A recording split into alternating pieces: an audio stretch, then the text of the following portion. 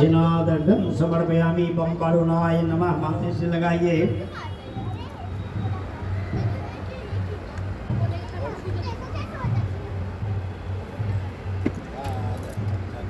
बोल ले लीजिए आप। ओम ऋग्वेदाय नमः, अथर्ववेदाय नमः, सामवेदाय नमः, अजुर्वेदाय नमः। ओम बम वरुणाय नमः। ये दूतं वातजातं नमामि। ओम भूर्भुवः स्वः। अंजनी सुतरामा प्रिय वीर हनुमते यः गच्छेयः तिष्ठत। पाद्योपाद्य अर्घ आचमन्यं समर्पयामि। अंजनी सुतरामा प्रिय वीर हनुमते नमः। धूपम दर्शयामि, दीपम समर्पयामि। अंजनी सुत रामः प्रिय वीर हनुमते नमः। सबसे बातचीत हुई, एक दूसरे में मित्रता हो गई, दुख सुख बोलना शुरू कर दिया। उसी प्रकार से एक नौमीसा वन है जो सीतापुर के पास में उत्तर प्रदेश में पाया जाता है। वहाँ सब आदमी बैठे हुए थे, काफी बुजुर्ग लोग थे। आपस में सब बातचीत कर रहा था अपने में कि भाई घोर कलयुग चल रहा है या आने वाला है, इसमें जितने प्राणी होंगे सब दुखी होगा। क्या दुखी होगा और दुखी है? क्या दुखी है? कोई तन दुखी है। 2 मिनट में समाप्त कर देंगे। बात करोगे तो 2 मिनट में कथा समाप्त कर देंगे, बात नहीं करोगे तो टाइम लगेगा। में क्या दुख है? पहला है धन दुखी, तन दुखी और मन दुखी। इसके अलावा कोई दुख नहीं है। तन दुखी है, नाना प्रकार का शरीर में कष्ट है, डॉक्टर मना किया है ये नहीं खाना, ये नहीं खाना, ये नहीं, तो तन दुखी है, तन दुखी है। मन दुखी है, बहुत बात ऐसे है बोल नहीं सकते हैं, सास बहू होगा सुनेगा, लेकिन नहीं, शास्त्रीय बात है। बहुत ऐसी बात, मन दुखी है जो घर में चंद प्रकार का कलह है। सास बहू को नहीं पड़ता है, देवर भाभी को नहीं पड़ता है, अर्थात परिवार में बेटा पुतो का दुख है। बहुत परिवार ऐसा है जिसमें कोई चीज का कमी नहीं है, लेकिन सब उठ के खड़ा हुआ, दंड प्रणाम किया। दंड प्रणाम करता है, मिट्टी पर सो करके जो नीचे में प्रणाम करता है उसको दंड प्रणाम बोलते हैं। सबसे बड़ा प्रणाम वही है, शरणागति भाव वही है।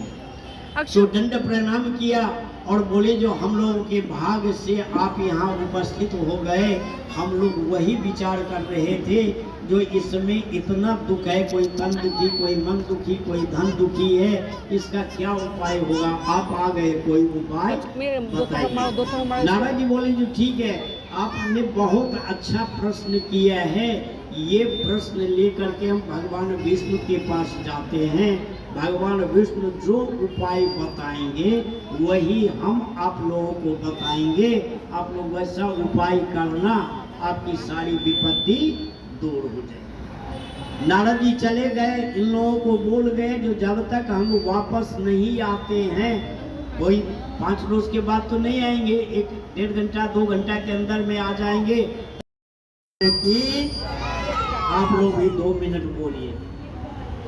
श्रीमन्नारायण नारायण नारायण, श्रीमन्नारायण नारायण नारायण, श्रीमन्नारायण नारायण नारायण, श्रीमन्नारायण नारायण नारायण, श्रीमन्नारायण नारायण। बोलो सत्यनारायण भगवान की जय। आगे वाला जो बैठे हुए हैं, ये आगे में जो बैठे हुए हैं वो फूल और तुलसी का पत्ता भगवान को अर्पण कर दे और दूसरा ले ले और बोले जो हे भगवान, नारद जी को देख करके भगवान बोले जो हे नारद जी, आपने असहाय समय में और समय में आए, क्या बात है? तो नारद जी बोले जो हम पर तो लोग गए थे, वहाँ देखा सब दुखी है, कोई तन दुखी, कोई मन दुखी, कोई धन दुखी, थोड़ा रहने देना। अब सब अपने अपने हाथ में लेके रखो, किसी को जरूरत नहीं है। दुखी है, इसलिए हम आपके पास आए। अगर किसी प्रकार का इसका उपाय है तो बताइए।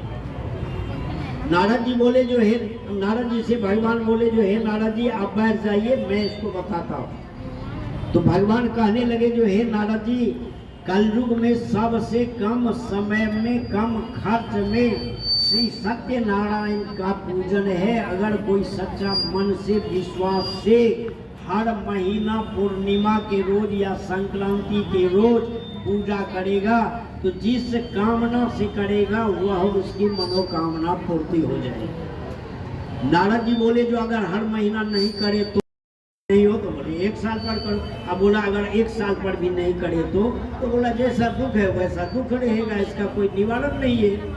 उसका तकदीर जब चमकेगा, जब होगा तब होगा। तो ऐसे कहे सत्यनारायण भगवान की पूजा करने के लिए कम समय में हो जाएगा। तो नारद जी फिर प्रश्न किए जो ठीक है, किसी ने किया है जो इसका फल किसी को आज तक मिला है ये पूजा से, वो भी बताइए किसने किया, अगर किया तो उसको क्या फल मिला। भगवान विष्णु पूछे जो बहुत अच्छा प्रश्न किया है नारद जी, आप बैठ जाओ, आराम से बैठ जाओ, स्थिर मन से, आपका मन चंचल रहता है, आप स्थिर से बैठो। नारद जी बैठ गए, भगवान कहना शुरू किए जो हे नारद जी, सतानंद नाम का एक ब्राह्मण रहता था, वह बनारस में रहता था। पहले का नाम था काशी उसका, अब बनारस हो। शालिग्राम भगवान का पूजन करके उसका चंदोदक लेके उसके बाद भिक्षाटन में जाता, भीख मांग करके कितना हूँ लाता था। लेकिन भगवान की ऐसी कृपा थी जो घर आते आते उतना हो जाता था, जो पति और पत्नी खाना बनाता था तो भर पेट कभी खाना नहीं मिलता था।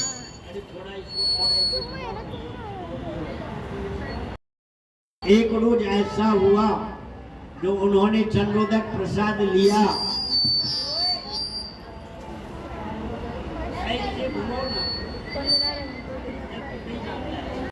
रखे रहिएगा, बोला जो ठीक है।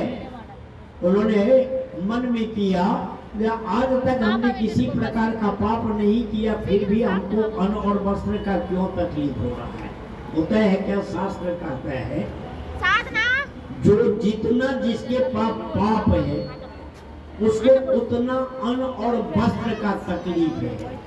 आप गौर करके देखिए, उदाहरण उसका, जिसके पास जितना धर्म है उसको उतना बड़ा स्वर्ग का भोग हो रहा है। धर्म से क्या होता है, स्वर्ग का भोग होता है। स्वर्ग में क्या है, आपके मन में आ गया खीर पूरी खाते तो आपके सामने में रखा हुआ है, किसी को कहना नहीं पड़ेगा कि भाई खीर पूरी बनाओ, आज हलवा बनाओ, आज ये चीज बनाओ, बोलना नहीं पड़ेगा। आपके मन में उपजा और आपके सामने में प्लेट लगा हुआ है।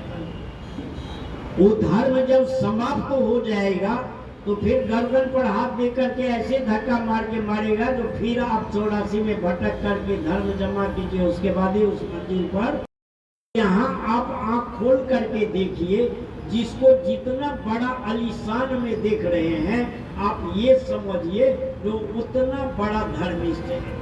कैसे, मामूली एक उदाहरण बता देते। अभी अंबानी का बेटा किया, विवाह किया, गणेश जी को दर्शन करने के लिए लाल बाग किया, 60 या 65 करोड़ का ना, 16 करोड़ का मुकुट सोने का चढ़ाया। तो धन है इसलिए न दिया। हम लोग 100-200 रुपया के लिए, 2000, 10,000, लाख रुपया के लिए मुमताज है, उसके लिए करोड़ कुछ नहीं। उतना दान किया है इसलिए उतना धन मिला है। अर्थात धन जो जितना दान पुण्य किया, पूजा पाठ किया, जिसके पास जितना धर्म है उसके पास उतना संपत्ति है।